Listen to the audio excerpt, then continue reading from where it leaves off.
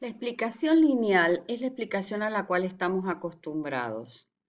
En una situación comunicacional, aunque comprendamos esto que acabo de explicar, que hay un entretejido, una retroalimentación permanente que hace que vayamos modificando nuestras conductas y nuestros mensajes, en la cual estamos implicados, esta explicación sistémica que nos dice que estamos todo el tiempo siendo emisores y receptores, y que la comunicación es más compleja que lo que le da la explicación lineal.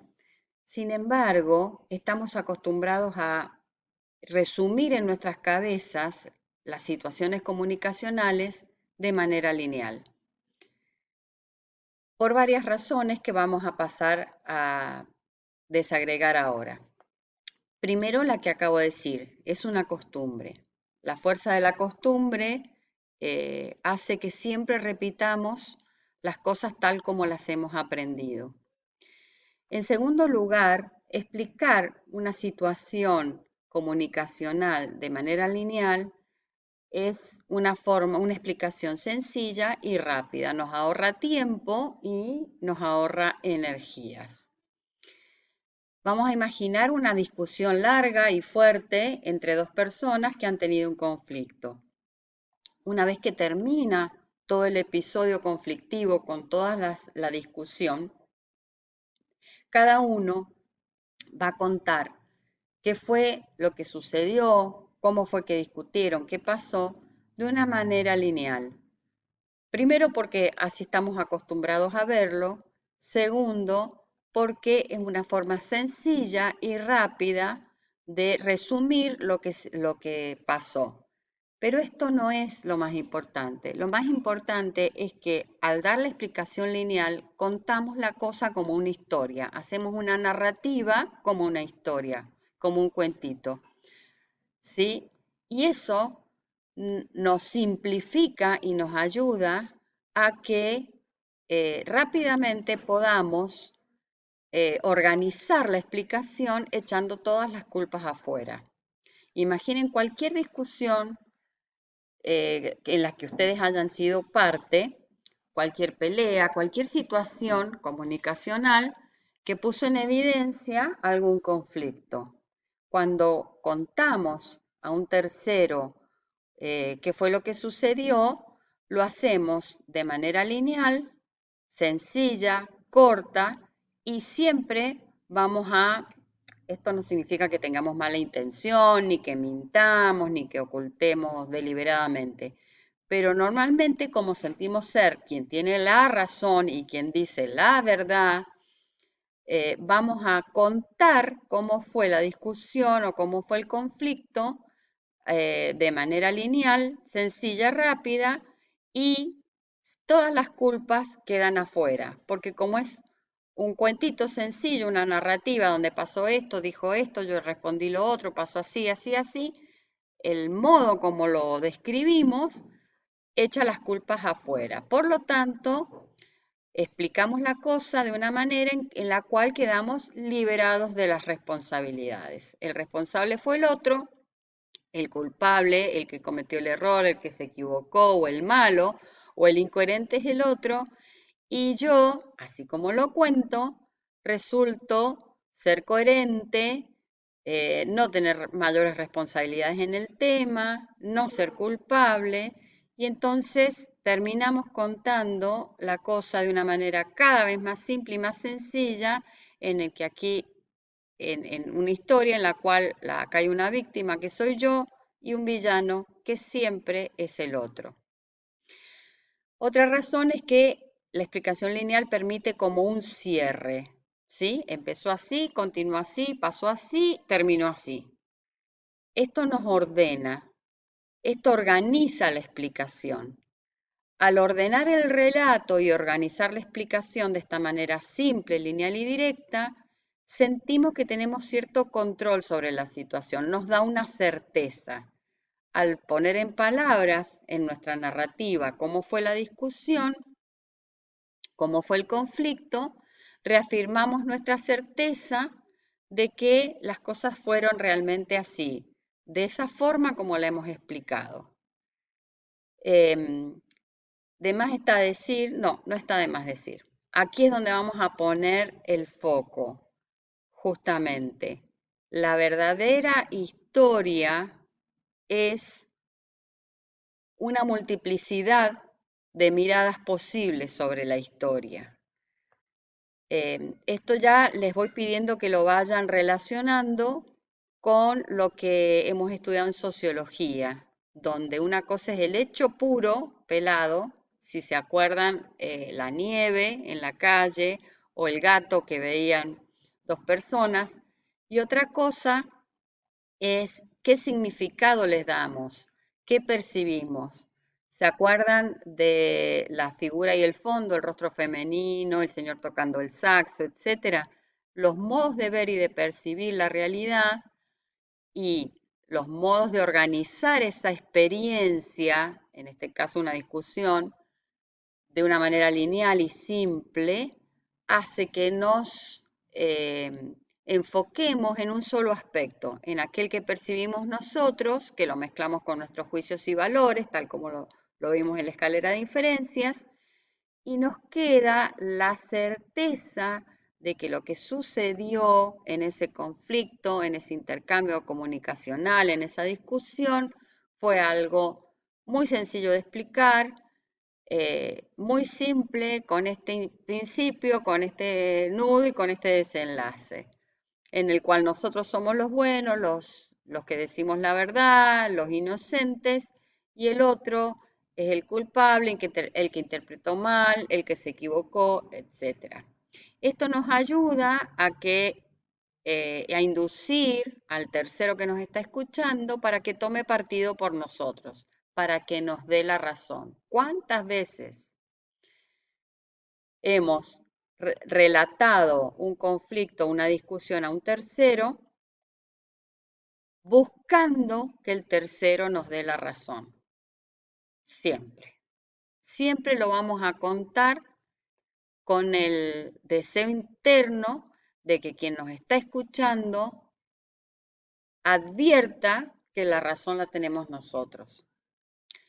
Por lo tanto, al comentar el suceso comunicacional en el cual se dio la discusión y se puso de manifiesto el conflicto, vamos a resaltar todo aquello que confirma la historia.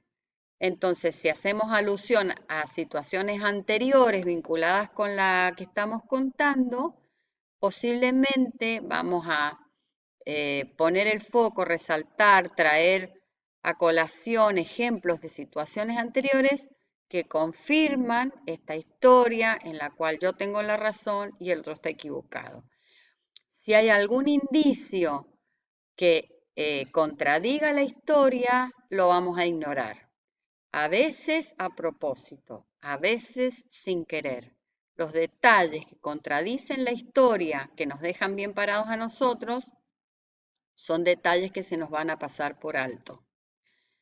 Con lo cual, cuando escuchamos, cuando somos nosotros los terceros y escuchamos a una persona que nos cuenta un conflicto, una discusión fuerte que tuvo con otra, y después escuchamos a la otra persona, vamos a descubrir que ambas personas nos cuentan la historia de una manera muy distinta, de una manera que apenas se parece, porque cada uno va a resaltar lo que confirma su versión de la historia y va a ignorar lo que contradice su versión de la historia.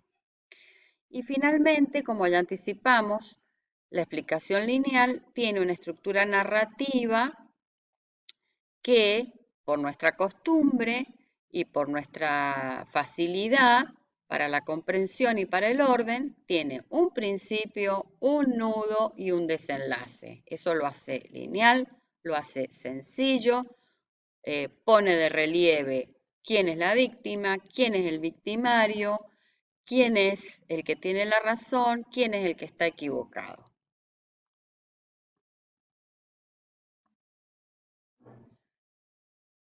Lo que vamos a estudiar es nos convoca, nos invita a que ampliemos la mirada.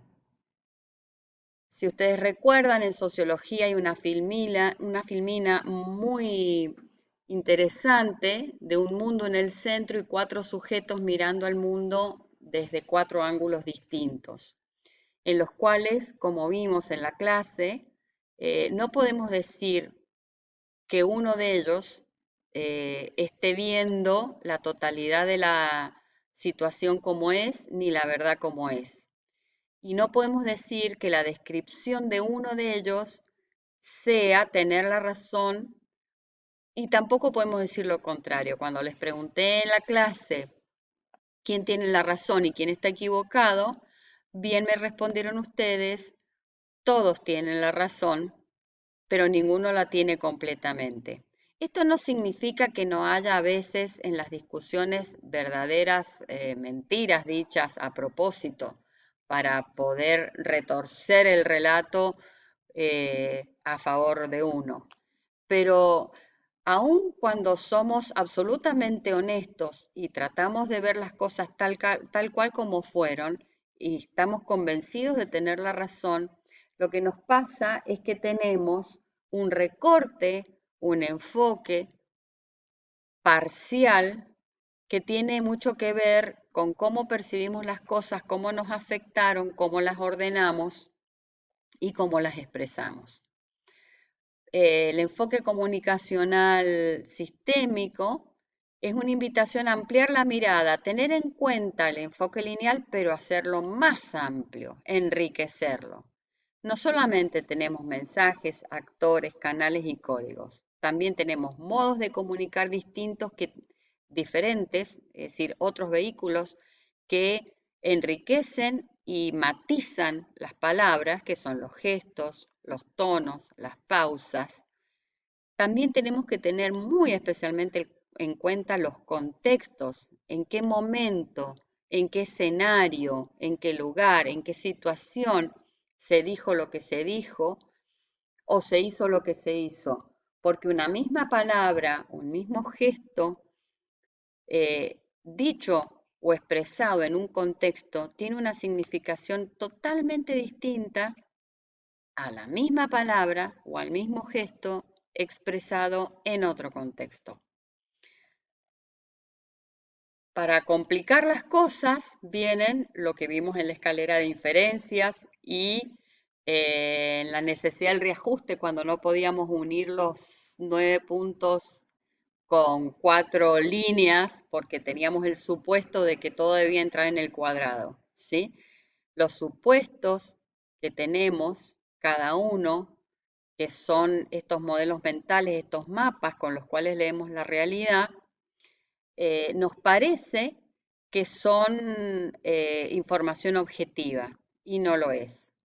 Entonces, dentro de una discusión, dentro de un intercambio comunicacional, cada uno discute desde los supuestos que tiene y sobre todo cada uno interpreta los dichos del otro, las caras del otro, las palabras del otro desde los supuestos propios. También la relación entre las personas previa es un elemento que hay que tener en cuenta y que influye tremendamente en cómo sea este intercambio comunicacional. No es lo mismo discutir con un par, discutir con alguien que depende de uno, discutir con alguien de quien de uno depende, la relación de poder que hay entre ambas personas, la relación de amistad o enemistad, eh, tiene todo que ver con cómo sea el intercambio comunicacional.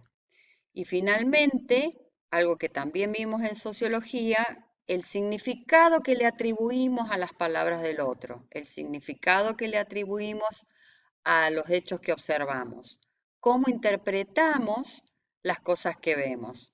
Esos significados son personales de cada uno y muy pocas veces coinciden en un 100%. Consensuar significados, atribuir el mismo significado a una palabra, a un gesto, a un hecho o a una situación comunicacional es el fruto de un proceso en el cual hay muchos intercambios comunicacionales que hacen que podamos aclarar lo que significa